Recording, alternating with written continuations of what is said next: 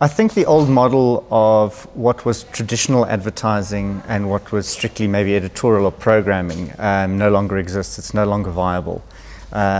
This, as brands can self-publish, they can produce high-quality content that's entertaining and engaging and will attract audiences. So I think what's going to have to happen is that media companies are going to have to start talking to brands, and brands are going to start talking to media companies about how they can create enlightening, empowering, entertaining content together that will be appealing to audiences. And they're going to have to kind of throw out the rule book and write up a new one. Possibly one example would be around, let's say there's a brand that wants to really make itself known as the preeminent brand around the environment, for example.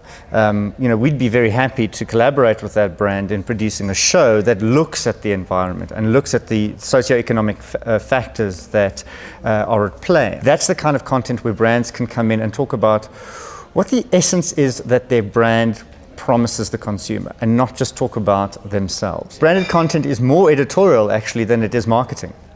And I think that's the mistake, is that people don't understand the power of the nuance in the message and instead just want to have their logo bigger and better and look shinier and more pretty than their competitor.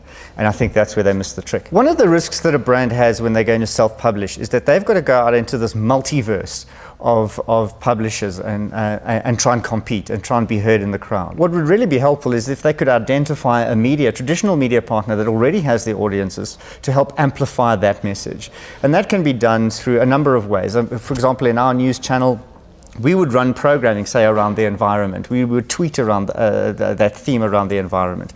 We would license that programming to the brand to use and to self-publish themselves. But I think that advertising can't happen at the same time as the program. It's got to be carefully placed elsewhere. Really what it is, it means that you actually have to say, this isn't one sliver of my marketing strategy.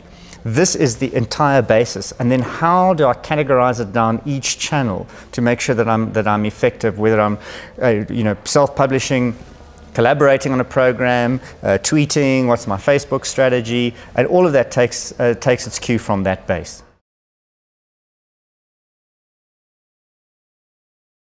Traditionally, brands have lived in the world of perception, where you can, as I say, particularly in the South African context, as long as you're making fun of agnostic, balding white men, you're fine.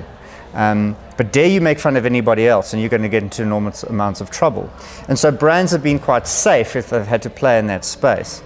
But as you start to become and behave like a media organization, and you start to put content out there and you want people to believe it, and it has to be, and it's been fact-checked and it's rigorous, you run the risk of running foul. Okay, if you don't have your facts straight, if you are not honest, if you're not sincere. And therefore I think that the old day of just letting the creatives loose without any kind of somber thought around what you're doing and that kind of responsibility, you could get yourself into trouble very, very quickly, and in fact it could backfire on you enormously.